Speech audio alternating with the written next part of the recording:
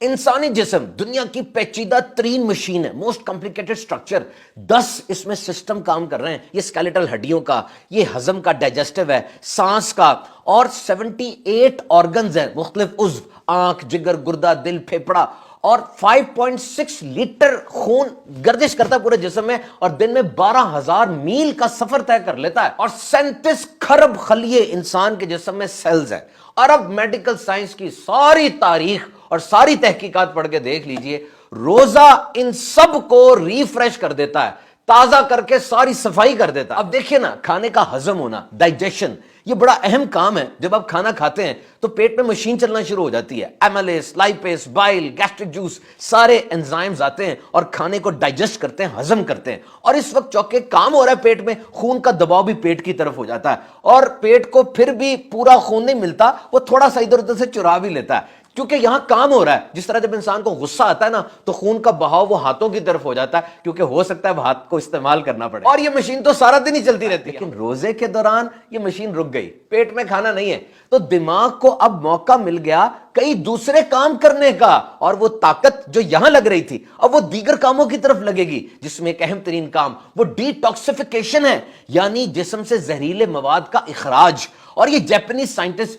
یوشیموری اوسومی کی جو تحقیق ہے، لائزوسوم ری سائیکل، کہ اتنی مشین جب چلتی ہے اس میں فاضل مواد، ٹاکسک مٹیریل، زہریلی چیزیں پیدا ہوتی ہیں نا، گند پیدا ہوتا ہے. ایک تو یہ کہ وہ گند نکل جائے، اور روزے کے اندر ایک اسپیشل ری سائیکل مشین ایکٹیویٹ ہو جاتی ہے. اور وہ کیا کہ یہ فاضل اور گندا مواد یہ فائدہ مند چیز میں تبدیل ہو جاتا ہے. اور ویب ایم ڈی میں پبلش ایک آرٹیکل کے مطابق یہ جو ڈسپلنڈ ہنگر ہے، نظم و ضبط کے ساتھ، کہ ذہن بنا ہوا ہے صبح کھاؤں گا، پھر پیک آورز میں بھوکا رہوں گا، پھر آخر میں کھاؤں گا، اس حالت میں جسم میں جو خون گردش کر رہا ہے نا آپ کا، اس میں گند کم سے کم ہے، صاف خون گردش کر رہا ہے. اور یہ صاف خون کی سپلائی جب برین کو ملتی ہے، کلینر تھاٹس، بیٹر میموری اور انکریز شارپنس، یعنی پریشان کن نہیں بلکہ اچھی سوچیں آئیں گی، میموری، یادداشت تیز ہوگی، اور انسان کی کریٹیوٹی، کچھ نیا سوچنے کا اس کو ملے گا. اور یہ تو بالکل کلیئر ہے کہ روزے میں انسان کے اندر برداشت پیدا ہوتی ہے، فوکس اور مائنڈفلنس. آج جو دنیا میں نفسیاتی بیماریوں کا ایک سونامی آیا ہوا ہے اوور تھنکنگ کی وجہ سے، روزہ سوچ کو سیٹ کر دیتا ہے کہ دیکھ بندے، تو بھوکا، تو پیاسا صرف اللہ کی رضا کے لیے.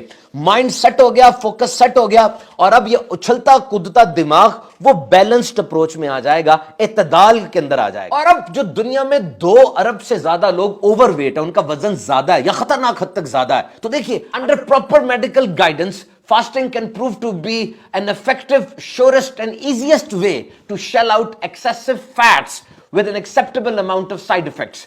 صحیح طریقے سے روزہ آپ نے رکھا ہے تو جسم کی زائد چربی گھلنا شروع ہو جائے گی. دیکھیں آخری کھانا کون سا کھایا تھا؟ سحری کا نا، 9-10 بجے تک اس کی طاقت ملتی رہی، اس کے بعد طاقت تو چاہیے، کھانا نہیں ہے، تو اب جسم میں جو زائد چربی ہے وہ گھلے گی تاکہ انرجی ملے. اگر ایسا ہوا کہ جناب افطاری میں کھانا کھایا اور پکوڑے، سموسے، دہی بھلے، فروٹ چاٹ، بہت کچھ کھایا، اور تھوڑی دیر بعد کہا کھانا لائیں، تو پہلے والا کیا تھا؟ وہ تو افطاری تھی، کھانا تو اب کھائیں گے، اور اس کے بعد رات کو پھر سحری میں، یعنی سحری میں اس لیے زیادہ کھا رہے ہیں کہ سارا دن بھوکا رہنا ہے، اور افطاری میں زیادہ کیوں کھا رہے ہیں کہ جی سارا دن بھوکے رہے ہیں. تو اگر اس طرح کریں گے تو ڈیزائربل ویٹ لاس نہیں بلکہ انڈیزائربل ویٹ گین ہو جائے گا، وزن کم نہیں بلکہ وزن زیادہ ہو جائے گا. تو واقعتاً یہ neuro protective, cardio protective, brain protective, پورے جسم کے ایک ایک عضو کی. اور واقعی روزے میں تو شفا ہے، کیونکہ اللہ کے پیارے اور آخری نبی صلی اللہ علیہ وسلم نے ارشاد فرمایا، روزہ رکھو تندرست ہو جاؤ گے.